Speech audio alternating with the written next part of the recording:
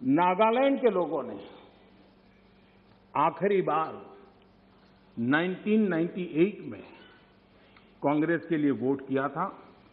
करीब 24 साल हो गए। ओडिशा ने 1995 में आपके लिए वोट किया था। सिर्फ 27 साल हो गए, आपको वहां एंट्री नहीं मिली। गोवा में 1994 में पूर्ण बहुमत के साथ आप जीते थे। 28 साल हो गए, गोवा ने आपको स्वीकार नहीं किया। पिछली बार 88 में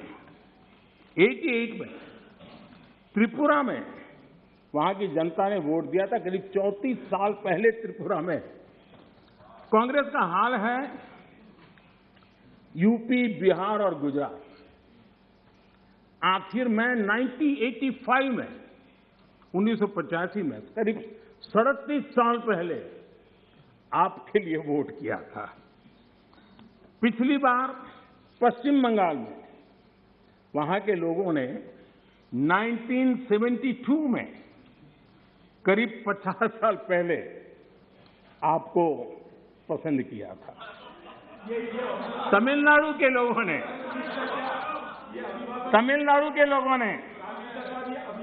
प्लीज तमिलनाडु, मैं इसके लिए सहमत हूं। कागज लेके बाद में बोल लेना। अगर आप उस मर्यादा का पालन करते और इस जगह का उपयोग न करते, और बड़ा दुर्भाग्य है देश का कि सदन जैसी पवित्र जगह देश के लिए काम आनी चाहिए, उसको दल के लिए काम में लेने का जो प्रयास हो रहा है, और उसके कारण जवाब देना हमारी मजबूरी बन जाती है।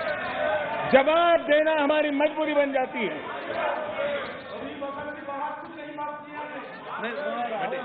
माननीय अध्यक्ष जी, तमिलनाडु आखिर में 1962 में, यानी करीब 60 साल पहले आपको मौका मिला था। तेलंगाना बनाने का श्रेय लेते हैं, लेकिन तेलंगाना बनने के बाद भी वहां की जनता ने आपको स्वीकार नहीं किया। झारखंड का जन्म हुआ, 20 साल हो गए, पूर्ण रूप से कांग्रेस को स्वीकारते नहीं है। पिछले दरवाजे से वो घुसने का प्रयास करते हैं। माननीय अध्यक्ष जी, सवाल चुनाव नतीजों का नहीं है। सवाल उन लोगों की नीयत का है, उनकी नेक दिली का है कि इतने बड़े लोकतंत्र में इतने साल तक शासन में रहने के बाद देश की जनता हमेशा हमेशा के लिए उनको क्यों नकार रही है। और जहां भी ठीक से लोगों ने राह पकड़ ली, दोबारा आपको प्रवेश करने नहीं दिया है। इतना सारा होने के बावजूद भी हम तो एक चुनाव हार जाए ना, महीनों तक न जाने इकोसिस्टम क्या क्या करती है। इतना सारा पराजय होने के बावजूद भी न आपका अहंकार जाता है, न आपकी इकोसिस्टम आपके अहंकार को जाने देती है।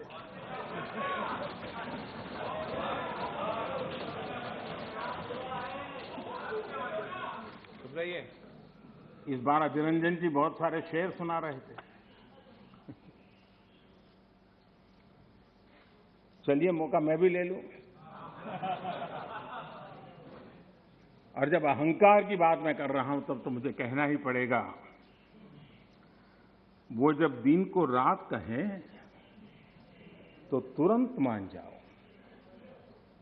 वो जब दिन को रात कहें तो तुरंत मान जाओ। नहीं मानोगे तो वो दिन में नकाब ओढ़ लेंगे। जरूरत हुई जरूरत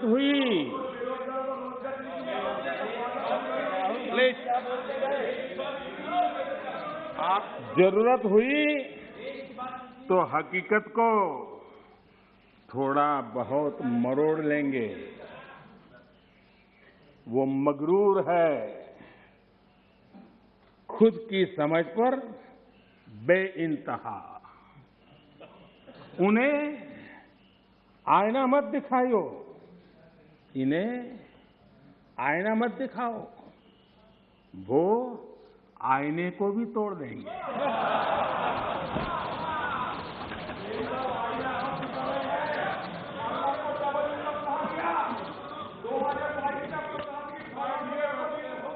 please please please please please. आदरणीय अध्यक्ष जी, आजादी का अमृत महोत्सव, आजादी के 75 वर्ष में आज देश आजादी का अमृत महोत्सव मना रहा है और देश अमृत काल में प्रवेश कर रहा है। आजादी की इस लड़ाई में जिन जिन लोगों ने योगदान किया, वो किसी दल के थे या नहीं थे, इन सब से परे उठ करके देश के लिए जीने मरने वाले लोग, देश के लिए जवानी खपाने वाले लोग, ये हर किसी को स्मरण करने का, पुण्य स्मरण करने का अवसर है और उनके सपनों को याद करते हुए कुछ संकल्प लेने का अवसर है। आदरणीय अध्यक्ष जी, हम सब संस्कार से, स्वभाव से, व्यवस्था से लोकतंत्र के प्रतिबद्ध लोग हैं और आज से नहीं, सदियों से हैं। लेकिन ये भी सही है, आलोचना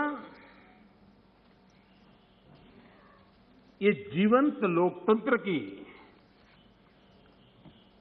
लोकतंत्र का एक आभूषण है, लेकिन अंध विरोध ये लोकतंत्र का अनादर है।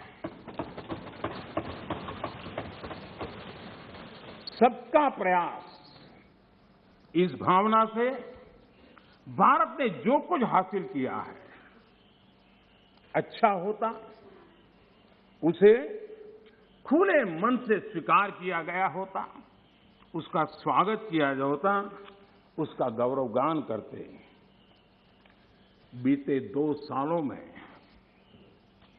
100 साल का सबसे बड़ा वैश्विक महामारी का संकट पूरी दुनिया की मानव जात झेल रही है।